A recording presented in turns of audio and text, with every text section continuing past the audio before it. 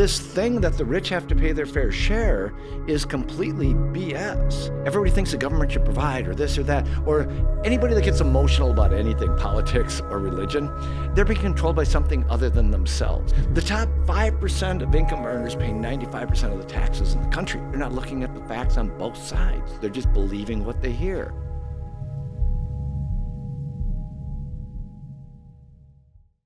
Welcome to Culture Shift. Today, I'm Mark Ivey. We have a guest with us, and we're going to talk a little bit about this current political atmosphere that we are in, do a little bit of historical talk here, and let's see if we can't separate fact from fiction. We're here with Scott Larson, and Scott, grateful that you're here today. Oh, thank you for having me. I would say tax guru, professional.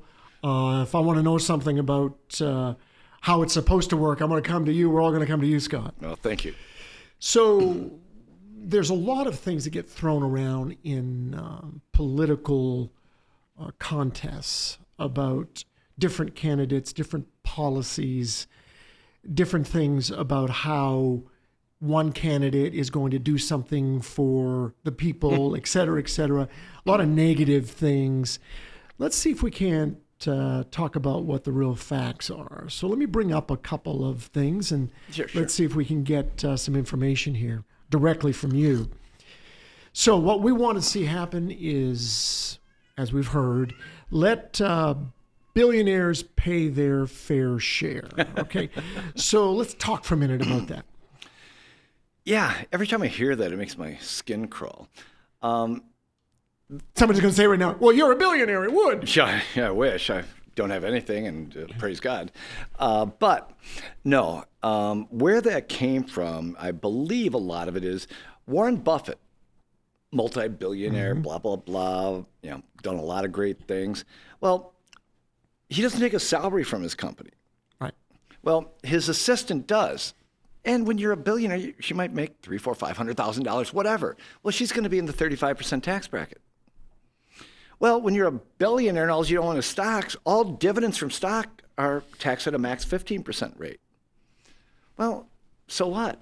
I mean, so he pays a lower rate than she does. Doesn't mean he pays less taxes. Right. And the other thing, and that's where that sort of started with years ago, where, oh my God, they're not paying their fair share. He's only paying 15% and she's paying 35%. Well, he's paying 15% on probably billions, whatever the number is, I don't know. So it's all distorted. People spin it to their position. All these things are with ulterior motives. And it's really sad because I've done taxes not all my life, but most of it now at my age. And the statistics I know are 48 to 52% of people that file income tax don't pay any income tax and probably get free money from the government. Right. Well, that's the middle and lower class. I ran the numbers a couple of years back, and it's on the basis of a standard married couple before Donald Trump changed the itemized deduction. You get itemized deduction, interest, property taxes, blah, blah, blah, charitable giving. You're married, 2 kids in a house. You can make like $65,000. It's probably 10 years ago or so. And didn't pay any income tax with the kid credits you got and everything else. It's free money. So this thing that the rich have to pay their fair share is completely BS. Because they're the only ones paying taxes. Mm-hmm. The top 5% of income earners pay 95% of the taxes in the country. Yeah, let's say that again, because I don't think most people know that.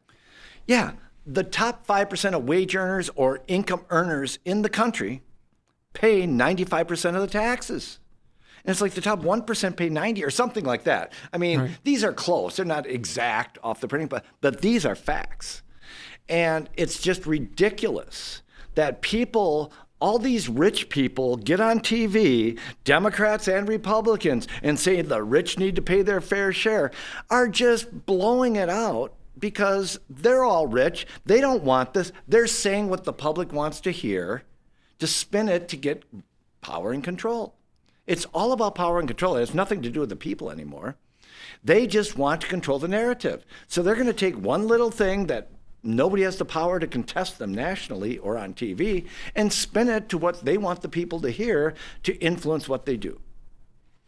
So would you say that many of those who are in elected positions are just not really honest people? They're talking out of both sides of their mouth, and they almost have to. You see all, the Mr. Smith Goes to Washington back in the day when, we were young, probably before we were born now, but, they go there altruistically, and that happens. They go there with great motives. Even now, you got to be a millionaire to run for Congress or the Senate or anything like that. It's millions for every race, millions for the Supreme Court. It's not supposed to be biased. It's all political and it's all money. That does not mean good people can't get in. Sure. But when you get in there, we used to be afraid of the Great Compromise growing up. Well, now we'd give our right arm for the Great Compromise if they would just agree to work on something together. But the bottom line is, if you want to get anything through Congress, if you know how the bills are structured, let's take Obamacare and the Democrats way back when. Government health insurance never would have got through if they didn't have the votes in the Senate. The House and the Senate, they didn't control. So they forced it down everybody's throat. They showed this big stack. This is the bill. No, it was not the bill. It was the outline of the bill. All bills got to go through committees and stuff. You see how it works. You reset policy and regulations. And everybody thinks that was the bill that nobody read. No, it was just the outline. That's why nobody read it. My God, they just forced it down everybody's throat because they had the votes to do it. Well, it never would have became law if they didn't. And in that case, the jury's out. For pastors, I think it's probably one of the better things that ever happened, because now they have health care where they had to go through state agencies. If the church didn't do it, most smaller churches can't provide it. It actually helped them because they get almost free health insurance. If their income with their, number one, the housing allowance isn't counted when you figure out how you qualify for, Obamacare, the marketplace insurance. So if you make 60 grand, you got a $30,000, or 80 grand, you have a $30,000 housing allowance, you're getting free health insurance. What about those, though? So let me give you a perspective on that. When Obamacare was passed, most health insurers, except for one, left the state that we're in. Oh, yeah. Okay, here in North Carolina, and I lost great health insurance. Yeah, well, yeah, you get what you get. I mean, I'm not saying it's good health insurance, but at least they have it. And for the majority of people, it's good. I thank God for Medicare, but I thank God more for my supplement. And a lot of people can't afford a supplement. Right. So, it all comes with the territory. We're a blessed nation. You travel the world and you find out what people really live like, and then you come back and complain. Shame on you. It's easy because we get provoked by what we hear on TV. We get provoked by the people in the store, your barber, the other pastors. But the bottom line is we are blessed. And I think the biggest problem in America, number one, it's the money in politics and all that, which comes from the media, because 73% of their budgets are, political ads and big pharma. Right. But it's what really allows that is the fact that we're not teaching critical thinking anymore. Everybody thinks the government should provide, or this or that, or anybody that gets emotional about anything, politics or religion, they're being controlled by something other than themselves. And it's because they're not looking at the facts on both sides. They're just believing what they hear. Rush Limbaugh used to call that the uninformed masses. Well, that's become predominant, and that's what, Kamala, that's what Trump, that's what they all play on. So let's talk about... Because you're not going to get anything done unless you play the game, unless you, appease. You take the things in a bill that you don't want to get things that you want passed. So let's talk about this critical thinking piece for a second, because we're similar ages, and when I'm growing up, you're growing up in school, there's actually fact and there's fiction. Yeah. That has been blurred significantly over the last 15 or 20 years. Give us like two or three things, principles of critical thinking that would help people to say, wait a minute, I need to step back here. I just can't become emotional about everything that I'm hearing. I need my safe space. Okay, that's one of the things that just irritates me, because you can't say anything without, if somebody gets upset about it, oh, they got to go to the corner and cry about it for a minute, so we'll give you a safe space. Let's talk for a second about 2 or 3 principles of critical thinking. Number one, don't believe anything you hear. I asked a very successful person, learned how to give from him, great philanthropist type person, what he did and how he raised his kids. And he told me, I told him half the truth and made him question everything I said. Well, I started doing that. Damn, it works. But you know what? Now my kids question everything I say. It's really frustrating. But it taught them to question. It taught them to look for the facts. It taught them not to just accept it because somebody told them. They'll give them the benefit of the doubt until they prove whether it was right or wrong. So number one, don't believe everything you hear. No, I mean, you that would can't. seem like common sense to me, but people do. I mean, use political ads, pharma ads, whatever, blah, blah, blah. Why would you believe that stuff until you prove it?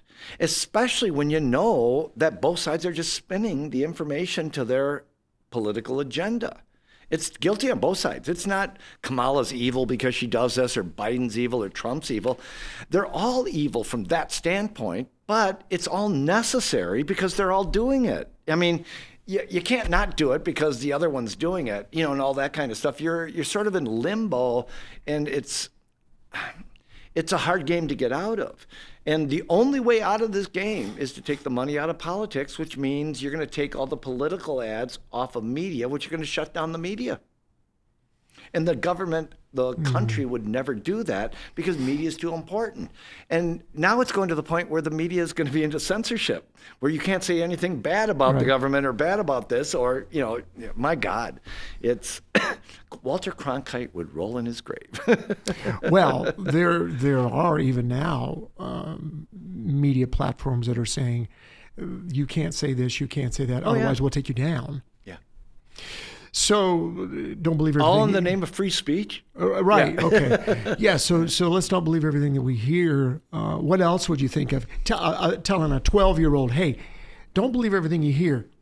Give us something else. Well, no, I taught my kids to challenge me. You got to talk at their level, but then you tell them the half truth to see if they'll question it. So you've got to almost bait people to have critical thinking. You have to be told. I think good teachers when we were growing up would cause us to think, make us ask questions. They don't do that in school as much anymore. It's their opinion. It's their theology that they push. It's the government. It's the university. If you look back, I forget who did the manifesto of the 10 things and how you become socialist, but that's exactly what our government and what society is doing. Break down the family. And you break down the family by teaching the kids that the government is more important than your parents. Yeah. The government really is to be trusted. They're going to provide for you. And it's going that way, and it's been so subtle over our lifetimes. But it was not that way when we were growing up. No, it was not. It's really a Marxist kind of philosophy. And, don't want to really get into it, but if people... Kamala Harris is probably not an evil person from hell and all that kind of stuff like Trump is in somebody's mind. But Kamala Harris, in fairness, her parents were part of a Marxist group that the Black Panthers were, if you dig into it. Right. Well, that doesn't mean she is, but they're going to spin it that she's this evil, horrible Marxist person. Well, proof is in the pudding. It's almost like teaching tongues is the initial evidence of being saved. No, it's initial evidence being filled in the Holy Spirit to be empowered by God to do something for God. The Holy Spirit fills you when you're saved, but that doesn't mean you speak in tongues. That means you're going to have the fruit of the Spirit. Well, that's the same in all of this. If Kamala Harris is a Marxist, what's the fruit in her life? If I'm a Christian, what is the fruit of the Spirit in my life? That's what you should be looking at, not all this other garbage that it gets spun off to. Is Kamala doing Marxist or socialist things in her life? Are her policies in government that she's voted on? What is her record? None of us know her voting record, and we're all spouting off how she's this or that. What actually has she done? Are those socialist qualities, or not? What has Trump done? What are his policies? Is that dictatorship? Is that evil? Is he this horrible person because of that? Or is he being judged as a horrible person because he just comes off like a jerk? He's a narcissistic, quote, ass sometimes. Well, my view is that to be the leader of our country, you have to earn respect. In life, you have to earn respect. To lead our country, it should be a higher level. And if you're not a statesman, you have no business running our country. Neither one of them are statesmen. Look at those debates. Biden, God bless him, from the standpoint that he's getting older and the effects are showing. Doesn't mean he's an evil person. But the media cast him like, oh my God, get rid of him. And Trump just crushed him and all this. Well, so what? You look at their debates, they were embarrassing. His with Biden was embarrassing for certain reasons, and his with Kamala were embarrassing for certain reasons. The vice presidential debate, on the other hand, was refreshing. Yeah, they started going down the rabbit hole of not answering a question, but they came right back to answer the question, even the hard ones. And I'll give Walsh that. When they asked about his going to China and they caught him in a lie, he admitted to it. Yeah, I got caught up in the times and oops. Well, you know what? That's forgivable. So you could vote for those guys, but how can you vote? They're earning the right to be called a statesman and to lead they've earned respect. Kamala Harris and Trump have not earned the respect of most of the people. Less than 50% of the people support either one of them. That's ridiculous. So I can hear somebody listening right now asking this question. Okay, I understand the statesman point, but somebody has to lead.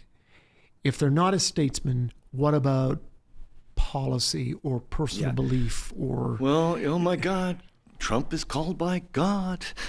Yeah, he's mandated by God. Well, I've never even heard Trump say that, but that's how people believe. Everybody makes excuses ever since the Clinton days when people would have affairs and they were kicked out of politics. And then all of a sudden it was their personal lives don't matter. That doesn't affect the job. BS.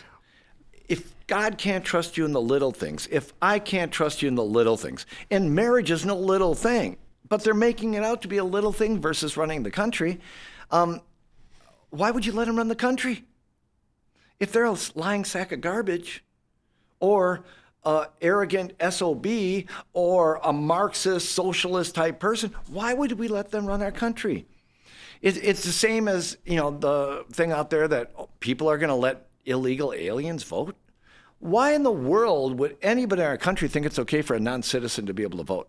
Isn't our country founded on you get the right to vote if you're a citizen? I mean, all of this comes from the fact of we let other people do our thinking. We are not looking at the facts on both sides. It's an embarrassment to our country that Kamala Harris or Trump are our candidates. Now, given the fact of what you said, but we have to choose one. That's horrible. To have to choose one, it's like the worst of the two. I mean, what the heck are you going to do? Well, the Republicans and the conservatives, blah, blah, blah, are going to vote for Trump. And the the ones for gay, the ones supporting transgender, women's rights, they're going to vote for Kamala. It has nothing to do with what they're going to do for the country. They got to make a choice based on horrible facts. So why is it that we have moved away from, as you say, the statesman piece? Why don't we have statesmen even running for these positions? Oh, they do, but it ends up changing. There's no requirement to be ethical and be a statesman in politics. Anymore. No. Yeah. No, it just doesn't exist. I mean, let's face it, when Trump ran the first time, I loved his policies, opening the communications with Putin more and with North Korea and the foreign policy things, how our economy was humming, what he did with the corporate taxes to equalize the tax rate, to bring companies back in the U.S., just common sense things that so then we are our talking economy. About policies then versus the person. Great policies. But I would rather have somebody with morals and ethics that's not a narcissistic jerk enforcing those good policies. We just don't have them. I'm just hoping that if something happens, maybe Vance is a person that would do that. Maybe, on the other side, Waltz is the one that would promote the democratic leftist, principles. I would rather see that campaign, even though, you can agree or disagree with either one of them, but at least you might get some honest answers. Kamala Harris and Trump are just a bunch of dishonest answers on both sides. For Trump to go after FEMA and try to make it this disaster about them, the only thing that's important there is the government and the media is saying a couple hundred people might have died in Hurricane Helene, when it's thousands. People in northern North Carolina, Asheville, they got swept away and thousands got killed. Yeah, and I've been up there, and we're going to go again, and you're right, we're in the thousands. Yeah, and why are they hiding that? Is it political? Is it FEMA? I don't think evil people from hell are doing it. I just think they don't want to be embarrassed by coming out and saying the wrong thing first, and oops. It might be that simple. I don't know. I don't know why. But the bottom line is they're wrong. I don't think FEMA or the federal government is evil as hell. I just think, oops, they got caught. They made a mistake. I think you look at Florida. I was in Florida last week in Orlando, wondering if we were going to get slammed really hard. It was, 80, 90 mile an hour winds, probably 60, 70 sustained all overnight from Hurricane Milton.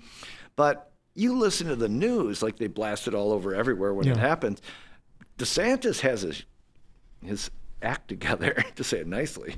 My God, he had that button down. He knew exactly what to do. He knew it was going to be horrible. He had probably the National Guard on call. He had utility trucks on call. He had everybody waiting for the worst. And it wasn't the worst, but it was still bad. But that guy had his act together. That's leadership. That's what you need. And I'm not saying him for president and all that, but why isn't that how FEMA acted? Why isn't that? Well, that might be the question to ask, but you don't vilify an agency that's trying to help people. That's stupidity. That's because you're hearing from the press that's, some people are just trying to get power. And it's just horrible on how it affects the average person. The average person in North Carolina doesn't care about that. They care about living, about breathing, about eating, having a home over their head because of the hurricane. They don't give a rat's butt what Donald Trump thinks about it or Kamala Harris did about it. They obviously didn't do enough. So two questions. Would you say that in politics, if you want to just take two parties, although there are other parties, but those two specific ones, are two heads of the same snake? Yeah, absolutely. The powers that be, there's conspiracy theories and all that. Sure. And I love those, but you got to really take them all with a grain of salt, too, and look at both sides of it. What conspiracy theories are really true? Well, there's a little bit of, I always go by the adage in life that when somebody says something, there's a little bit of truth to everything, but it's never the whole truth. So take it with a grain of salt and then research it on your own, because what's happening is the powers that be, the presidents are just figureheads, and they have some power and they affect some things. But the reality is the Congress and the Senate and the court decide all the things, and then it goes down to the locals and blah, blah, and they enforce it. And just take it, abortion and all that, Roe versus Wade. It was never a law. It was a judicial precedent. Well, so everybody took it as law. Well, when Donald Trump said, well, we're getting rid of that, and the court overturned that, they gave the rights to the state, to the people to decide what they want in their states, the way it should be done. Well, and then the government now says, well, we don't want the government to control abortion. Well, no, they don't want the states to govern abortion, the state government. They want the federal government to do it. Right. Why is that better than the states? It should actually go down to the county and local level on what you and your doctor. It ends up having to be a personal choice based on what the majority wants. We lost that a long time ago. But I think it's the greatest thing in the world that it's coming down to states' rights. And the people in the state get to. Well, that is how this country was set up, states' rights. Yeah, and that's reduce the size of big government because they're inefficient. They serve the power bases. They don't serve the people. The states, at least you got, more of them. you delineate the power, less chance of corruption. The more there is, or maybe there's more corrupt, but either way, you got a more chance in an 8 million person state or a 5 million state to have the people's voices heard than you did in a federal policy of 330, 50 million people. So is there a solution here, or are we just going to go off into the ocean? Until somebody can take the money out of politics, which means shut down the media, it ain't going to happen. Catastrophic things, God always has a way. It has to be some sort of bizarre cataclysmic event to change the minds of the masses, because we have the power to change it. I mean, if the silent majority would just raise up and stand up for their rights, but they will lose, a generation will lose their lives, their livelihoods, because they stood up. We as, white, Christian, happily married men, we're the minority. If we say anything against any other race, any other creed, any other religion. Yeah, just to make it clear, I'm not a racist. Yeah, we could go to prison. Right. But my God, they say all that stuff against us, nothing illegal about it. It's wrong. The dialect isn't that we should be able to call people bad names and treat people wrong because of who they are and what they are. The point is, it's exactly the opposite. It's reverse racism, criticism, whatever it is, against the powers that disagree. Anytime you disagree with anybody, it's wrong now. Mm-hmm. Right. It used to be debate. Yeah, there's no more debate. It's It's right or wrong, and that's not right. We're here with Scott Larson and talking on culture shift and politics and perspective of where we are at right now. Make sure you share this, and next time we'll be back to continue the discussion of America and its culture and what is going on. Thank you, Scott, for being with us Thank you, Pastor. today, and thank you for listening.